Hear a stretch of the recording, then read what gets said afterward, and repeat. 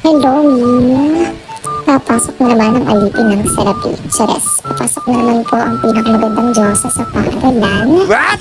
At syempre, kitang-kita niyo naman siguro ang outfitan natin. Hindi ko po birthday at walang moving up. Sadyang naka-dress code lang tayo ng color red. At syempre, meron na rin ang red bag ng ating pinsan para bonggang-bongga tayo. So, konting ayos lang ng buhok at labang na agad tayo. So, for the first morning, talk agad tayo with our students. Ayan. So, may mga nagbibigay ng mga date requirements nila sa napakaagang ito.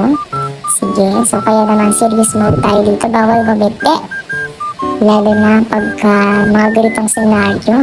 No, kailangan makita na lang seryoso tayo.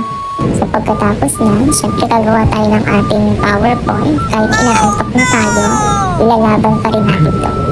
So, kahit nakakaantok ang panahon na yun, ay talaga namang ang Diyosa ay inilalaban ang paggawa ng PowerPoint o ng Canva niya para mamaya ay bonggang-bongga ang kanyang presentation sa kanyang mga naka-naka.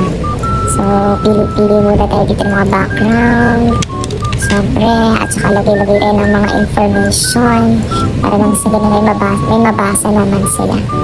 So, kahit pabagsak na ang mga mata, ilalaban pa rin natin ito.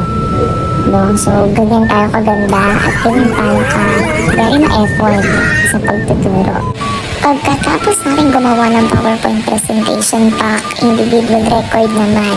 So, kailangan natin yung gawin. So, lalagyan natin mga pictures, ang mga individual record para nang sa ganun ay madali nating maaalala ang ating mga naka-naka. So, bago tayo pumasok sa klase, habang wala tayong klase, so talagang for the dikit lang ang person mga one by one picture sa kanilang mga individual record para ganun, mas madali natin sila maalala. Ang dami-dami nila, be. Nung hindi tayo pinalaki na perfect. Talagang minsan, meron talagang pagkakataon na may makakalimutan tayo.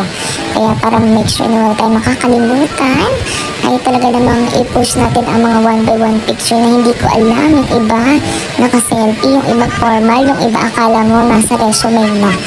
No? So anyway, kahit ano pa man yan, basta clear ang kanilang mga face sa kanilang one by one picture ay for the tanggap na tayo dyan, for the go na tayo dyan.